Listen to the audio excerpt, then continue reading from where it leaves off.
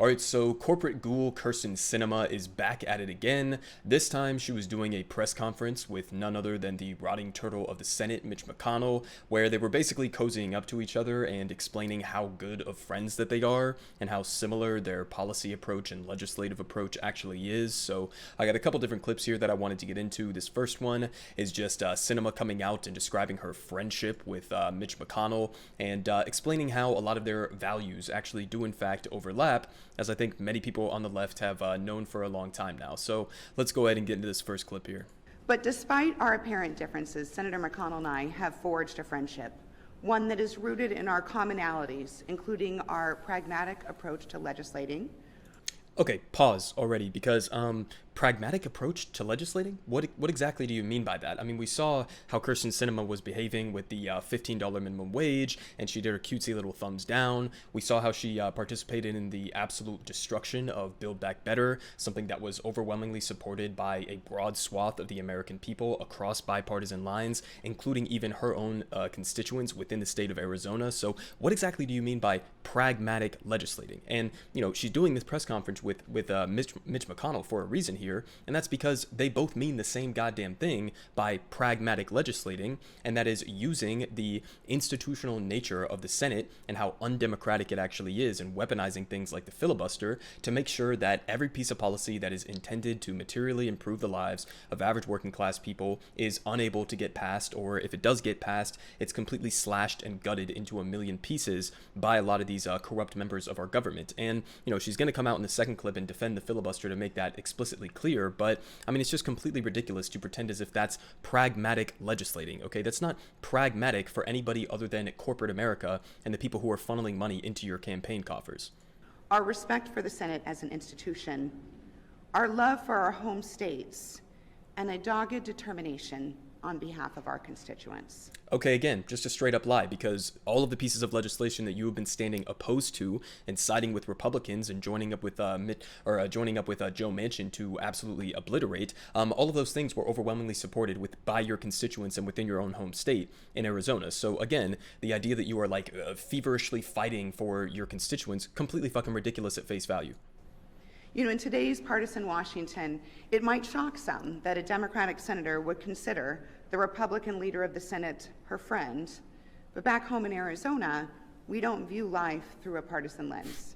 Arizonans understand that while we may not agree on every issue, we do share the same values. Okay, so whatever the fuck values mean in this context, I mean, in my opinion, if you're a politician, your values should be trying to do whatever your constituents are in favor of and whatever would improve their lives. But this gets down to a fundamental critique that I always have in terms of this bipartisan narrative and the this humping of bipartisanship by its very nature. There's a complete difference between what it means to be bipartisan in the corrupt DC swamp and in the Senate versus what it means to be bipartisan in the sense of, you know, a broad coalition of the American people supporting any various piece of legislation, right?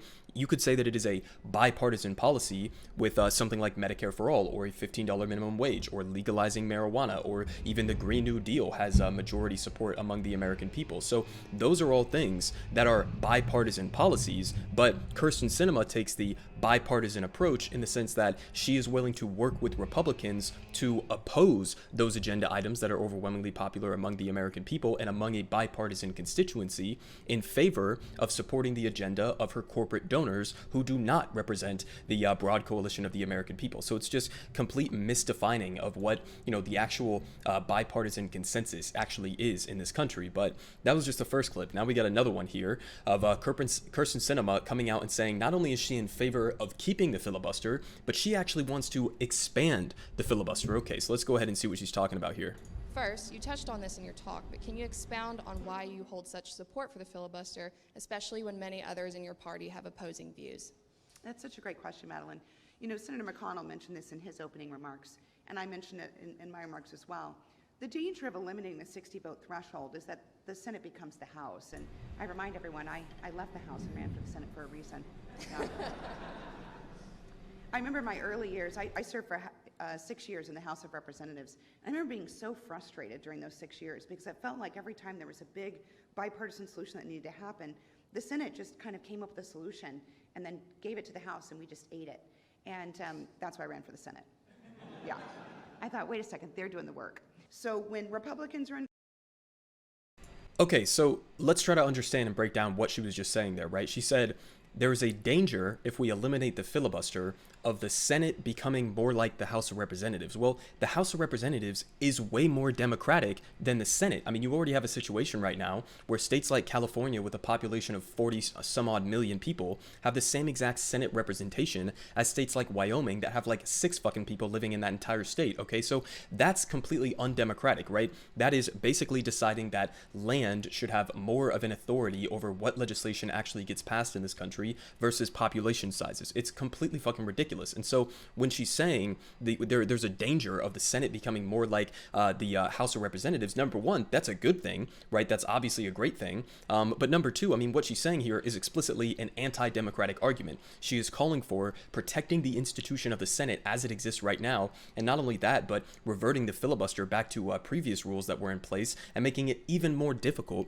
for legislation to get passed. And, you know, she talks about how when she was in the House of Representatives, that they would be passing all of these different various bills. It's significantly easier to pass legislation through the House of Representatives, but then the Senate would get their, filthy hands on it, and they would basically tear it up. They would, water it down. They would destroy it, and then they would send it back to the House of Representatives and say, here's your watered down piece of legislation. Deal with it and try to come up with some sort of a compromise in this situation. But what she's actually describing there is not like an enhancement of democracy. What she's describing there is an undemocratic institution with the Senate having the ability to completely obliterate legislative agenda items that are overwhelmingly popular and that actually make it past the much more democratic representative body in the House of Representatives. So I mean, it's just completely fucking ridiculous, glaringly obvious that she is so anti-democratic that she can't even hide it anymore. in control, they pass a little bit of crazy legislation. And when the Democrats are in control, they pass a little bit of crazy legislation. Like what? I mean, I seriously, I would like clarification in terms of like one so-called crazy piece of legislation that Democrats have passed over the last couple of years while she has been a senator for the state of Arizona. Name one piece of legislation that you think is so-called crazy. I mean, do you think things like the $15 minimum wage, where you did that cutesy little thumbs down, would you consider that to be a crazy agenda item? I mean, what exactly specifically are you talking about there? I mean, sure, Republicans, if they win back the House of Representatives, I'm absolutely 100% sure they're going to be passing some batshit crazy things through the House of Representatives. But, the idea that this is some sort of a both sides problem here and that Democrats are these radical Marxist socialists who are going to take the economy off the edge, I mean, completely fucking ridiculous. Name one piece of legislation that has made it through the House of Representatives that is not, number one, supported by a majority of the American people, and number two, something that would actually be good and effective at improving people's material conditions in this country. I would love to hear her give just one example from that hypothetical she's setting up there. And the job of the Senate is to cool that passion. There's a saying that the House is the cup of hot tea, and the Senate is the saucer in which you cool that tea. The Senate was designed to be a place that moves slowly, to cool down those passions, to think more strategically and long-term about the legislation before us. The best thing you can do for your child is to not give them everything they want, right? And that's important to the United States Senate as well. We shouldn't get everything we want. Okay, so she is using her child. All right, I'm guessing she has a child, or maybe she doesn't have one and she's just using this as a hypothetical or a metaphor in this situation, whatever the case may be, okay? She is using this metaphor right now to describe the fact that the Senate is acting as this cooling institution on the passions of the people, right? What she's talking about there is the democratic will of the people, and that the Senate acts as a blockade to the democratic will of the people and the legislative items that they support there. But in her metaphor that she's choosing there, right, she's saying it's not a good thing to give your child everything that they want. Okay, sure, maybe to some extent, right? You don't want to just let your kid sit around eating candy all day or, being extremely unhealthy or playing video games for, 12 hours a day. Sure, that would be fine. But we're not talking about that in this country. We don't even have universal health care. We don't even have livable wages in this country. We haven't even begun to remotely address climate change as an issue. Every single thing that we talk about on the left and give analysis on in terms of what legislation needs to be passed in this country, these are things that like virtually every other OECD nation around the world already has guaranteed to their citizens, okay? We're not talking about crazy radical things that like, the American people are going to be spoiled with. We're talking about the basic fucking necessities, okay? okay? We were talking about like guaranteeing housing, guaranteeing healthcare, guaranteeing higher education, guaranteeing livable wages, right? The most basic shit any functioning society in the entire world would understand needs to be done. And she's trying to portray that as if it's like the equivalent to, letting your kids sit around and eat, Reese's all fucking day. I mean, completely insane take here. In the moment. So not only am I committed to the 60 vote threshold, I have an incredibly unpopular view. I actually think we should restore the 60 vote threshold for the areas in which it has been eliminated already. We should restore it. Yeah, not everyone likes that.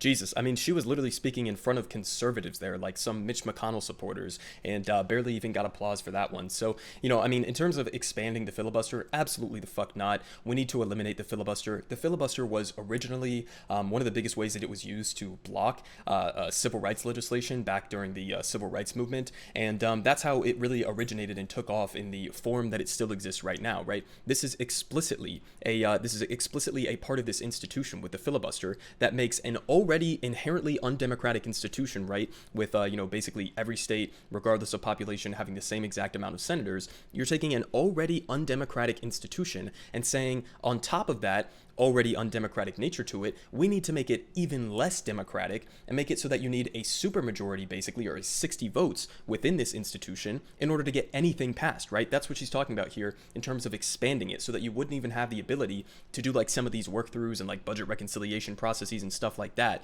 in order to get other pieces of legislation passed with a simple majority. So, I mean, what she's really describing there, if she had her way with what she wants to do with the filibuster, would basically lead to a situation where you would have like some tiny fragment of the population, like 26% of the country, that supports these Republican senators that fill up those seats, and saying that that 26% of the country gets to unilaterally decide what the contents of our legislative agenda or our policies in this country get to be. I mean, she's explicitly coming out in favor of what is essentially authoritarianism for corporate America's interests. That's 100% what she's describing here, and it's obviously, nothing to be unexpected from somebody like Kyrsten Sinema. But we also had a take here from Mitch McConnell during this press conference. He said Mitch McConnell calls Kyrsten Sinema the most effective first-term senator that he has seen and praises her defense of the filibuster. So, I mean, these motherfuckers are really no different than one another. I mean, Kyrsten Sinema is much closer to somebody like Mitch McConnell on her policy framework, on her legislative agenda items that she wants to get done, on her approach to politics and who she takes her money from, much closer to Mitch McConnell than to somebody like Bernie Sanders, or arguably closer to Mitch McConnell than to even somebody like Chuck Schumer. I mean, she is that fucking corrupt, and you can see it reflected in some of the recent polling data that we have gotten in terms of how Arizona voters are feeling about Kyrsten Sinema. I mean, look at the fucking numbers here. She is underwater with every single constituency across the board, okay? All likely voters down 17, voters 18 to 49, young voters down 19, voters over 50 down 16, Democrats, Independents, Republicans, all underwater, women, men underwater, women 50 plus, men 50 plus, college degree, no college degree, white voters, Hispanic voters, white 50 plus, Hispanic 50 plus, all down the line. She is completely underwater with the entirety of her constituency, and it's not surprising because, again, this is not an issue of like protecting the institution of the Senate. Nobody gives a fuck about that. Nobody gives a fuck about protecting the filibuster, okay? What people care about is how are you going to pass legislation that is going to materially improve their lives? And you have somebody like Kyrsten Sinema, who is just the perfect embodiment of what democratic corruption looks like. Somebody who takes hundreds of thousands of dollars from corporate America to do their bidding, to stand with Mitch McConnell and to block all of these different various popular policy agenda items. And you see it reflecting in the polling data there. Nobody wants a senator who is just there to protect the, protect the standards of the institution or the, morality of this fucking institution with the Senate, which should honestly be abolished, if not made to be more like the House of Representatives and made much more democratic. Pick one of those two options there. But nobody gives a fuck about having a senator who's there to protect the institution of the Senate. They want somebody who is going to be an effective legislator. And obviously, Kyrsten Sinema is the complete opposite of that, right? This is somebody who is deeply, deeply caked in corruption, top to bottom. And, in terms of her polling data right now, Obviously, she doesn't have an election that's coming up for a number of years. I think it's like 2026 or maybe 2024 that she's going to be up for re-election. Wouldn't be surprised at all if she does get primaried. Hopefully she gets primaried from the left, and I think that would be a successful primary. But at this point, with how she's been acting recently, I don't even think that she gives a shit whether or not she wins re-election. I think that she is just straight up trying to set her up with some cozy, job and participating in this revolving corrupt DC revolving door to basically go get a job at some lobbying firm or go get a job at one of these corporations who has been funneling money into her campaign, and she's just going to leave politics at that point, because there's no way that this is a person who legitimately cares about her constituents. There's no way that this is a person who even cares about maintaining this job, because she is the least effective senator in the entire Democratic Party,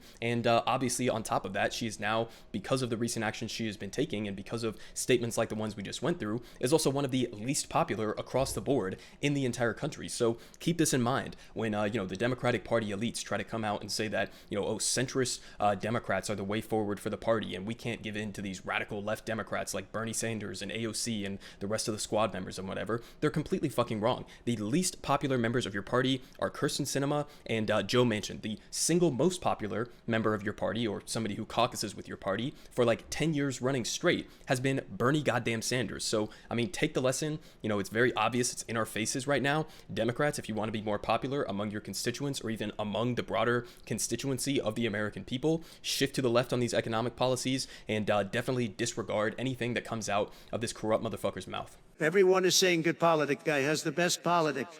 Believe me, no one does it like him.